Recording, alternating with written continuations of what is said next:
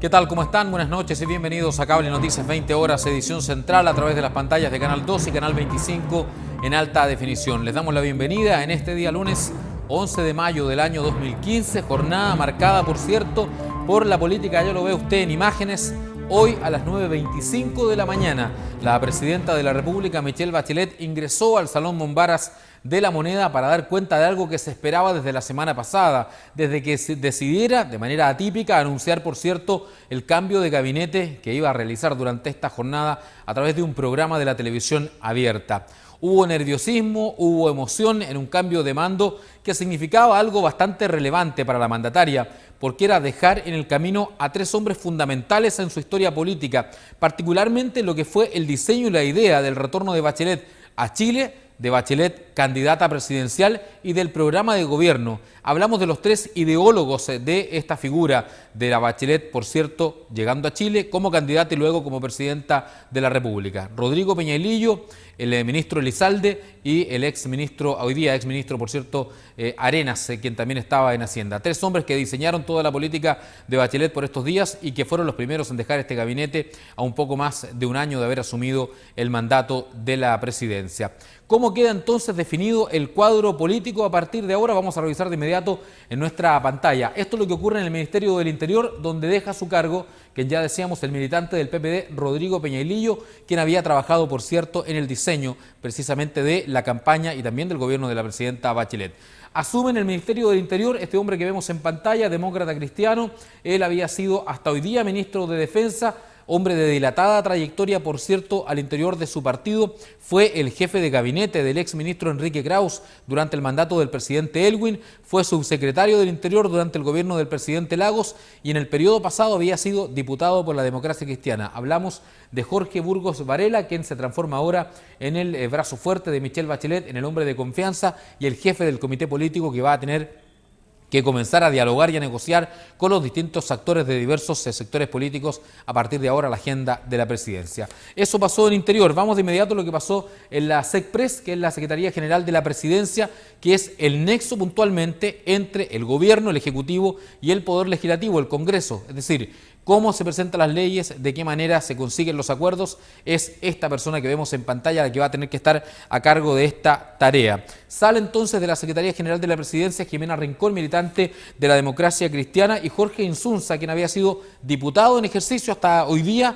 asume esta nueva tarea de nexo entre el gobierno y el Poder Legislativo, un hombre que conoce bastante bien, por cierto, el Congreso Nacional y que va a tener que a partir de ahora no solamente deja el cupo como parlamentario, como diputado, sino que entenderse con sus antiguos colegas, tanto diputados como senadores. Vamos entonces a la Secretaría General de Gobierno, la SEGEGOV, que es la vocería. Hablamos de quienes se dan a conocer los anuncios de la presidenta y, por cierto, quienes son la voz del gobierno ante los medios de comunicación.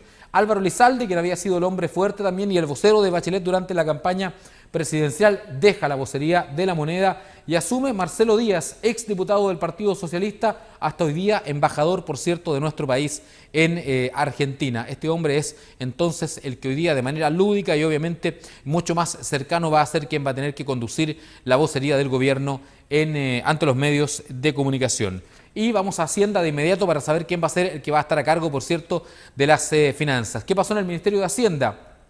Alberto Arenas, el ideólogo de las finanzas de la campaña de Bachelet y del primer año de gobierno, deja, por cierto, este cargo. Había sido ampliamente cuestionado incluso por los propios empresarios. Sin embargo, fíjese que este fin de semana algunos empresarios habían dado precisamente el nombre de Rodrigo Valdés Pulido como un eventual ministro y que sería a lo mejor un buen gesto de la presidenta poner a este hombre al mando de las finanzas del Estado. Y precisamente es él quien asume a partir de ahora este cargo, Rodrigo Valdés, hombre ligado permanentemente al Banco del Estado en los últimos tiempos, también fue asesor del Banco Central, por tanto conoce de sobremanera lo que significa las arcas fiscales y su manejo. Él es el nuevo ministro de Hacienda de la presidenta Michelle Bachelet. Pero también se generaron algunos enroques dentro del gabinete y vamos de inmediato a lo que fue, por ejemplo, el Ministerio del Trabajo. ¿Qué pasó en el Ministerio del Trabajo? Donde la titular era, ya vemos ahí la fotografía a color blanco y negro, era la entonces ministra Javiera Blanco, quien había hecho precisamente una tarea nada de fácil con implementar, por cierto, algunas reformas, una de las cuales se está discutiendo precisamente ahora y que ha causado más de alguna polémica. ¿Quién va a tener que entonces poner paños fríos hoy día? Va a ser quien estaba a cargo de la Secretaría General de la Presidencia. Jimena Rincón, queda entonces en este enroque a cargo del Ministerio del Trabajo. En defensa se genera también una situación distinta porque recordemos que Jorge Burgos asume el Ministerio del Interior, entonces el presidente del Partido Radical, José Antonio Gómez, quien había sido hasta hoy día ministro de Justicia, va a asumir precisamente el Ministerio de Defensa y con un problema no menor.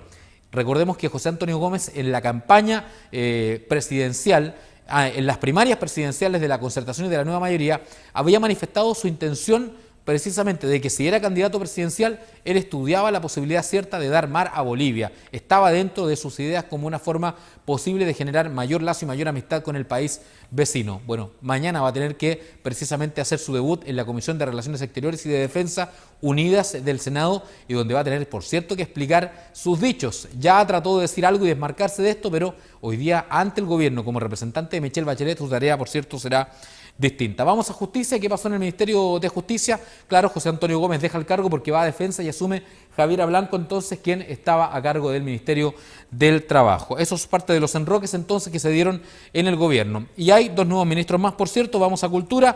¿Qué pasó en Cultura? Donde Claudia Baratini, que había sido, obviamente, la encargada de Cultura del gobierno de la presidenta Bachelet, deja este cargo Ernesto Otone, un hombre con magíster, con conocimiento, por cierto, en Cultura y que ya ha sido, por cierto, además, ha recibido el beneplácito de muchos agentes culturales en el transcurso de esta jornada. Asume entonces esta misión de ser el hombre que va a encargar, precisamente va a estar a cargo de la cultura durante el gobierno de la presidenta Bachelet. Y uno de los ítems importantes para la mandataria, por cierto, tiene que ver con el desarrollo social, donde María Fernanda Villegas era la ministra y va a dar paso a Marcos Barraza, quien es el nuevo ministro de Desarrollo Social. Va a tener que impulsar varias políticas interesantes, por cierto, que la presidenta busque en materia de protección social. Así entonces queda más o menos definido el cuadro de lo que ha sido en estas últimas horas este